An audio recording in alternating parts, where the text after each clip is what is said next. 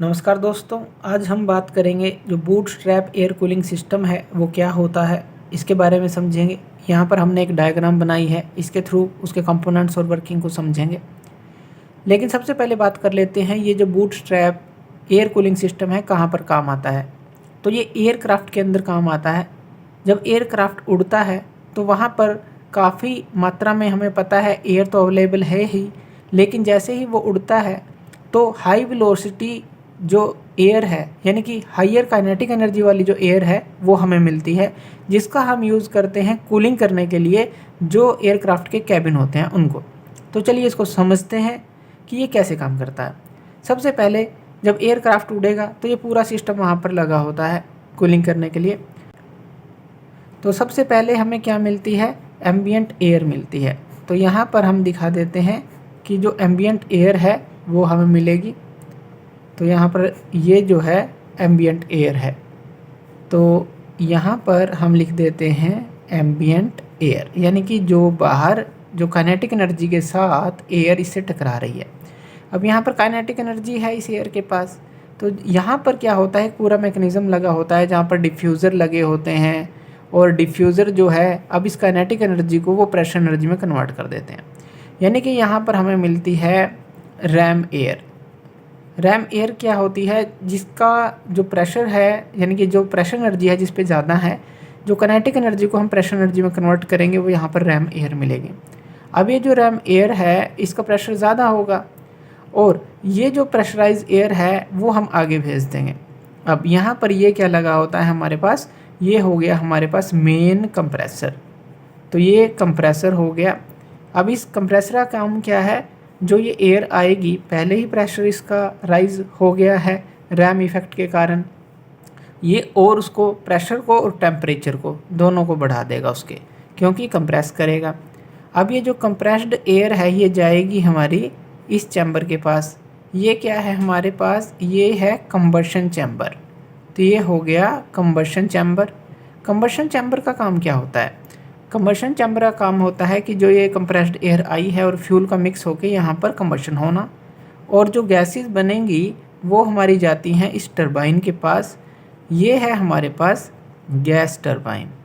तो gas turbine क्या करेगा, यहाँ पर ये काम करना स्टार्ट कर देगा और यहाँ पर बीच में एक शाफ्ट कनेक्ट है।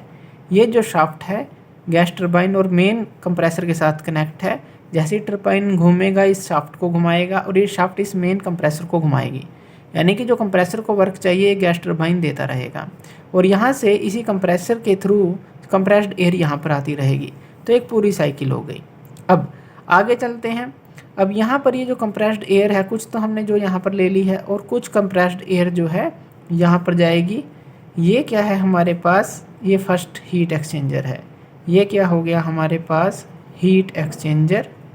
और ये जो हीट एक्सचेंजर है इसको हम 1 नाम दे देते हैं, क्योंकि यहाँ पर 2 हीट एक्सचेंजर का यूज़ किया गया है। यहाँ पर ये जो है ये भी हमारे पास हीट एक्सचेंजर है, इसको हम सेकंड नाम दे देते हैं। तो ये फर्स्ट हो गया, ये सेकंड हो गया। अब इस हीट एक्सचेंजर पर ये जो कंप्रेस्ड एयर है ये आएगी। अब हीट एक्सचेंज होगी कैसे, अब यहाँ पर देखिए जो रैम एयर है जिसकी प्रेशर हाई है यानी कि ज़्यादा है, तो ये जो है यहाँ पर आएगी और ये ठंडी भी होगी, क्योंकि इससे ये कंप्रेस्ड एयर है इसका प्रेशर टेम्परेचर ज़्यादा है। ये जो रैम एयर है ये इससे ठंडी होगी और इसकी सप्लाई दी गई है इस एक्सचेंजर के अंदर, जो कि इसके साथ कॉन्टैक्ट में आएगी और इसकी हीट ले लेगी और बाहर चली जाएगी, एटमॉस्फेयर में उसको छोड़ देंगे। तो ये बाहर चली गई। अब ये जो कंप्रेस्ड एयर थी, अब कुछ इसका टेम्परेचर डाउन होगा तो इसको हम दोबारा से भेज देंगे इस सेकंड कंप्रेसर के पास। ये क्या है हमारे पास, ये हो गया सेकंड कंप्रेसर। ये फर्स्ट है तो ये सेकंड कंप्रेसर कह लें या कंप्रेसर कह लें। तो हमने सेकंड इसको इसलिए बोला क्योंकि एक हमने यहाँ पर यूज़ कर लिया है। तो ये सेकंड कंप्रेसर पे आई।